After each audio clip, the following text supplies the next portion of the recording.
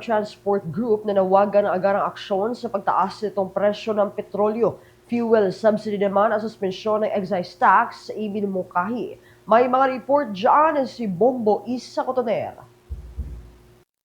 Hinimok ng Transport Group na Manibela ang pamahalaan na pabilisin ang pag-iimplementa ng mga konkretong hakbang upang maibsan ang epekto ng patuloy na pagtaas ng presyo ng mga produktong petrolyo. Kasunod ang nagpapatuloy na kaguluhan sa Middle East na nakaapekto sa pandaigdigang supply ng langis.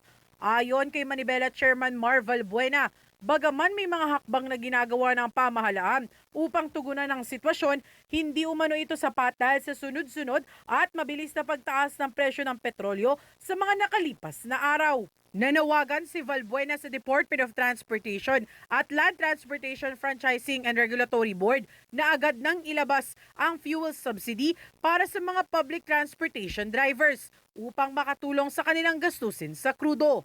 Bukod dito, hinimok din niya ang Kongreso na mabigyan ng kapangyarihan ng Pangulo na pansamantalang isuspinde ang fuel excise tax bilang agarang hakbang upang mapababa ang presyo ng langis sa merkado.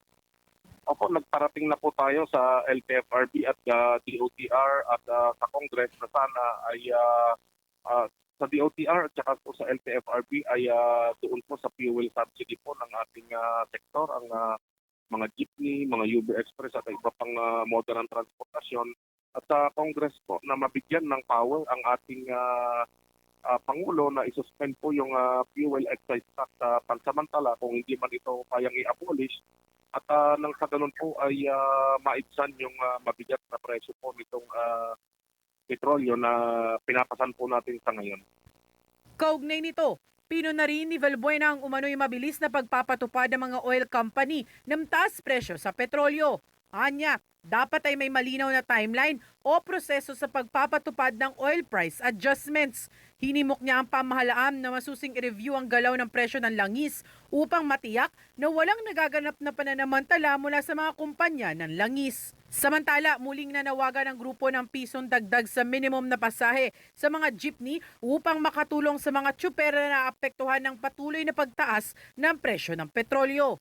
Ayon kay Valbuena, nauunawaan nila ang hirap na dinaranas sa mga pasahero, ngunit kailangan din isaalang-alang ang kalagayan ng mga tsuper na halos wala nang naiuwing kita dahil sa mataas na presyo ng krudo. At mabalik po ako doon sa paglobo ng presyo.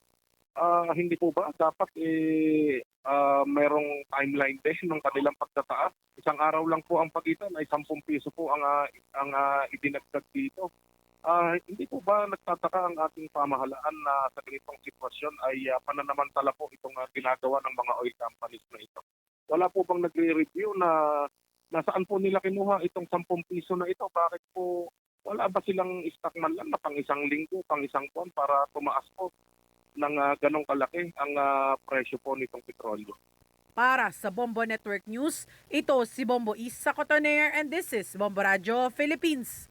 The number one and most trusted source of news and information, Basta Radio Bombo. For the most trusted source of news and information, visit our website at www.bomboradio.com. Follow us on Bombo Radio mobile app, Facebook, YouTube, TikTok, and X, formerly Twitter. Like, share, and stay connected. Anytime, anywhere.